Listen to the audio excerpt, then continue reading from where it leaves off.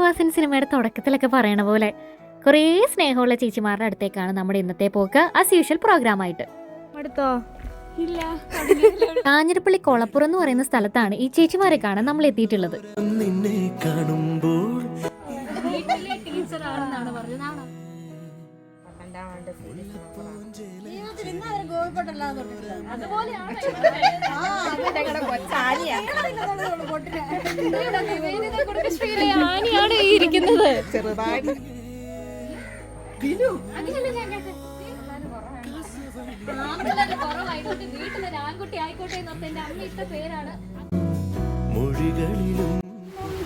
ഒരു പാട്ട് പാടിത്തരുവോ ചേച്ചിമാരെ എന്ന് ചോദിച്ചപ്പോ അതിനെന്താ ഞങ്ങൾ പാടിത്തരാന്ന് പറഞ്ഞിട്ട് ഇവരുടെ ഒരു എക്സൈറ്റ്മെന്റ് ഉണ്ടായിരുന്നു.